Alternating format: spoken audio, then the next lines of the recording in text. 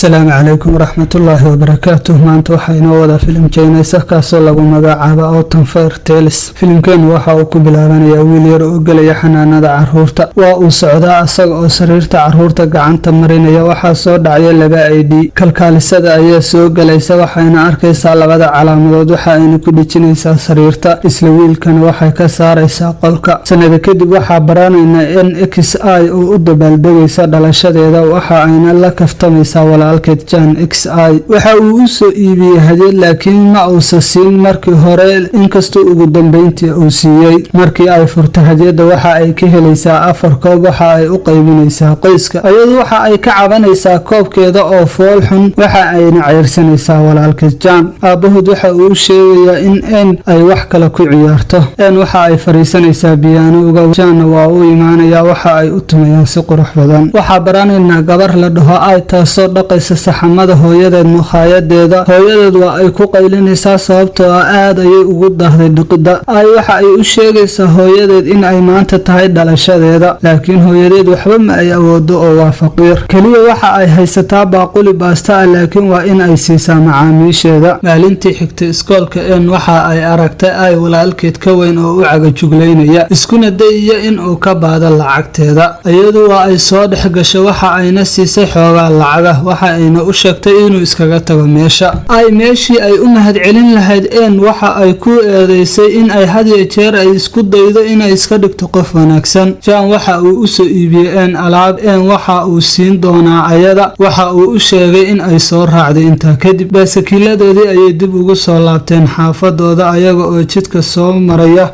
waxa ay gashay shil. isbitaalka ayaa la geeyay. waalidiinteed waxa ay sugayeen in ay lahaadaan dheecaankeeda oo kale. Jan waxa uu ku socdaa qolka waxa uu siinayaa sameecad. waalidku waxa ay jeekimayaan isbitaalka nooca ay yihiin waxa ayna ogaanayaan runta in aysan ahayn gabadhooda. waa ay aqbalaysaa waxa ayna soo jeedinaysaa in aan ilmaha waxba loo sheegin. laakiin Jan waa uu dhageysanayaa ayaga meel gees ah iyo faamilku waxa ay ku soo laabanayaan guriga waxa ayna iska qaadanayaan kulan. ayaa soo gargaraacaysa albaabkooda iyada oo gacmaha ku haysa fayl weydiinaysa waalidka iyo in kale waana inantii ay dhaleen. waxa ay ku eedeynaysaa dhibkeeda wax walbana waa la ogaanayaa oo runta ah.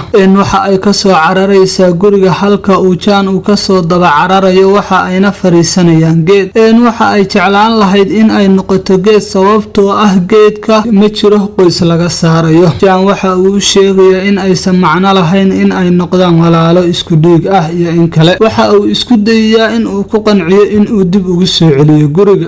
waxa ay seexanaysaa gurigeeda iyo qoyskeeda cusub. waxa ay u cararaysaa subaxdii hooyadeeda. qoysku waxa ay aadayaan Ameerika caawinta caruurtooda si ay u horumariyaan waxbarashadooda. waxa ayna rabaan in ay kaxaystaan balse waa ay diidaysaa oo waxa ay rabtaa in ay la noolaato hooyadeeda dhashay. sanado kadib hadda waxa ay kalkaaliso ka tahay isbitaal waxa ayna u socotaa saaxiibteed Sue. waxa ay leedahay hadafkayga ugu weyn waa inaan lacag helaa. Sue-na waa ay wada shaqeeyaan. waxa ay ku guuleysatay in ay iibsato guri weyn. waxa ay ku soo noqonaysaa guriga hooyadeed waxa ayna arkaysaa walaalkeed oo xoogaa lacaga weydiisanaya hooyadeed si uu ugu bixiyo khamar uu ku khasaaray. waxa ay siinaysaa xoogaa lacaga waa ayna tagayaan. hooyadeed waxa ay leedahay waxa fiicnaan lahayd inaa waagi Ameerika u raacdo qoyskii.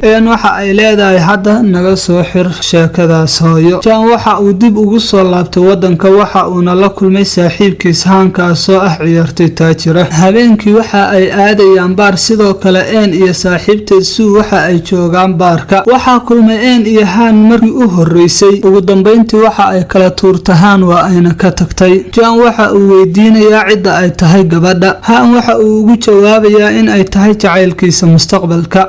waxa ay aaday gurigeeda. waxaan dib u baranaynaa 3 geed oo isku mid ah ay waqti ku qaadan jireen Jan. waxa ay dhageysanaysaa muusikaas oo hadiyad ugu keenay Jan. sidoo kale waxa ay gacanta ku haysaa koobkaas oo uu siiyay. waxa ayna xasuusanaysaa faamiligeedii waxa ayna leedahay waa lumiyay iyaga. Han iyo waa ay kulmeen mar kale waxayna cunayaan quraac saaxiibadood. mid ka mid ah saaxiibada Han gacmihiisa si quman uma dhigayo meesha waa ay iskaga soo tagto halka Han uu ka soo daba orday. waxa uuna ku yiri waa xagee. waxa waxa ay u sheegtay in ay u socoto meel waa ayna iska horleexisay mar kale. waxa ay soo gashay dukaan waxa ayna weydiisay in uu u hagaajin karo sameecadeeda. waxa uuse ugu jawaabay in ay bahashan mar hore duqowday. waxa ay ku adkaysatay in uu hagaajin doono. waxa uuna yiri waa isku dayayaa. daqiiqada kabacdi waxaa soo galay Jan oo wata asaguna sameecad la mid ah. waxa uuna weydiiyey in uu hagaajin karo. waa uu la yaabay ninkii waayeelka ahaa oo sameynayay sameecadaha. waxa uuna u sheegay sameecadan sameecad la mid ah in ay hadda u keentay gabar. waa ay isbarbar dhigeen sameecadaha. waxa uuna garowsaday Jan in ay tahay qofkani isla markii banaanka ayuu u soo baxay waana uu eegay. dhanka kale waxaana la tusayaa ayaga oo ishelay oo isla jooga baar. waxa uu weydiinayaa sida ay nolosheedu ku dambeysay. waxa ayna ugu jawaabaysaa in ay nolosheeda hadday fiican tahay, hadday xun tahay, hadday caadi tahayba mas-uuliyadeeda ay ayadu qaaday. waxa uu isku dayayaa inuu istaajiyo balse waa ay ka dhaqaaqaysaa waxna uma ay sheegayso. habeenkii dambe waa la casumay meel mukhaayad ah halkaas oo ay keligeed cabitaan ku cabayso. dhanka kale waxaana la tusayaa Jan oo halkaa ka daawanaya kursi agteeda ah. waxa ay garowsatay inay iskaga tagto meesha laakiin ayadu si quman uma aysan socon karin sababtoo ah aad ayay u sarkhaansanayd. markii uu u yimid oo qabtay waxa ay ku tiri waxaani ma wax dhalanteed ahba. kadibna waa iskaga dhaqaaqday. Jan waxa uu soo qaaday boorsadeedii waa uuna kasoo daba orday. waxa ay socotay wadada halka uu Jan ayada daba socday. waxa ka furanaysa kabteedii. waxa uu kasoo daba qaadayaa kabteedii waa ayna wada istaagayaan. waxa ayna u sheegaysaa in ay u xiistay ayaga balse ay hadda nolosheeda ayadu maarayso. kadibna waa ay kusoo kordhacaysaa. waxa uu u soo qaadayaa guriga ciyaalnimadoodii. marka uu guriga keeno waxa uu seexinayaa sariirta balse madaxa ayay kor u soo qaadaysaa waxaana istaabanaya bushimahooda. subaxii marka la gaaro xilli hore ayay soo kacaysaa waxayna isku dayaysaa in ay tagto. waxa uuna u sheegayaa in ay quraacato. sidoo kale waxa uu sheegayaa in uu wax soo tusi doono. waxa uu geynayaa guri kundheetar ah oo ku yaala badda waxaana ku jira hadiyadii ilaa maalinkay kala tageen ilaa ay yaraanteedii sanad walba dhalashadeeda uu usoo iibin jiray. waxaa ka mid ahaa boombale, rooseeto, kabo, dhar qurux badan. waxa ay garowsanaysaa in ay khaldanayd. waxa ayna siinaysaa hab ama laabta ayay gelinaysaa. bilowga taxana gaaban oo isku xigxiga waxaana la tusayaa iyaga oo ku raaxaysanaya nooc hababka ay jecel yihiin ah. isku xirka mar ayaga oo biyaana garaacaya mar ayaga oo cunto afka iskugu kurayaya teendho. marka dambe Jan waxa uu ku gamcayaa kursi waxa ayna afkiisu ku dhegayaa teendhada. waxa ay ku sawiraysaa shaaribo. waxa ayna ka shuminaysaa afka asaga oo hurdo wanaageen. waxa uu soo qaadayaa garoonka diyaaradaha haweeney lagu magacaabo May taas oo xiriir la leh Jan. ay sidoo kale waxa ay kusoo biiraysaa iyaga waxa ayna haysataa daqiiqad ay kula hadashay waxa uu u wada guriga halkaas u malaynayo in ay joogto. markii ay guriga tageen Jan waxa ay u sheegaysaa in xanuunka hooyadood uu sii siyaaday.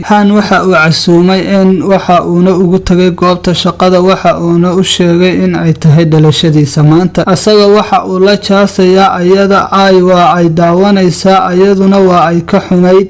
iyo waa ay wada hadlayaan. waxa ayna weydiisay sababta uusan waalidkiis u qiimeyneyn dhalashada wiilkooda. waxa uu u sheegayaa in ay hooyadu dhimatay aabihiisna uu shaqeeyo inta badan uusanna wax jaanis ah u ahayn dhalashadiisa uusanna danayneyn. waxa ay u sheegaysaa wax ku saabsan qoyskeeda. waxa ayna tiri riyadaydu waa inaan helo ama iibsado guri weyn. waxa uu la kulmay warqad taasoo uga timid Jan uu ku sheegayo in walaashiis ay bedeshay qalbigiisa. markii uu weydiiyey asagu waa okay ayuu ugu jawaabay. waa maxay sababta ayuu weydiiyey haddii uu arko qof xun xitaa xaqiiqadu waa maxay. waxa ay joogtaa mukhaayada hooyadeed ayna waxa ay u samaysay casuumaad. waxa ayna u sheegtay ayadu inaysan dooneyn inay hor istaagto wadadeeda mar kale. waa ay calool jilicday markii ay aragtay ayada hooyadeed Foster. waxa ayna bilaabeen in ay la hadasho keligeed waqti yar. waxa ay ka soo baxday maqaaxida waxa ayna aragtay waalidiinta Foster. markii ay u timid waxay aragtay in ay tabar kabeen ama sii duqoobayaan. waqtiga habeenkii waxa ay ciyaaraysay xafladda waa ayna cabtay khamri. Jan waxa uu isku dayay in uu joojiyo balse ayadu waa ay u baahnayd. waxa ay u sheegtay dhammaan hadiyadaha uu u gaday dhalashadeeda in ay khasaartay. waxa kaliya ay danaynaysana ay tahay lacag. waa uu la socday socdaa si dhow. Han waxa uu isku dayay in uu joojiyo ayada, balse ayadu waxay u sheegtay in ay asagiyo Jan isku mid yihiin oo aysan dadnimadooda danaynin ilaaba lacagta maahane. waa ay dhacday Han waana la qaaday waxaana la geeyay isbitaalka. dhakhtarku waxa uu yiri xaqiiqadii waa ay xanuunsan tahay waana daweynaynaa. Mai waa ay ka niyad jabtay sababtoo ah waxa ay jeclay Jan, waxa ayna ogaatay in uu jecel yahay En. Han waxa uu guri u iibiyay En, waxa uuna dib ugu soo celiyay hadiyadihii Jan. ugu dambeyntii En waa ay soo fiicnaatay waxa ayna dib u heshay caafimaadkeedii. Jan waa uu jilba joogsaday waxa uuna u sheegay ayada in uu rabo. sidoo kale Han waa uu jilba joogsaday asaguna sidoo kale, waxa ayna ay tahay in ay kala doorato labadooda. filimkeenuna waxa uu ku dhammaanayaa ayada oo Han guursanaysa. filimkeeni maanta intaas ayuu noogu egyahay. haddaan nala soo gaadho dhammaadka waxaa si sharaf leh kaaga codsanaynaa in aad subscribe noo saartid, gambaleelkana furatid. leegtaadu waa noo dhiirigelin si aan u helo saaxiibo u wanaagsan sida adiga oo kale. mahadsanid walaal.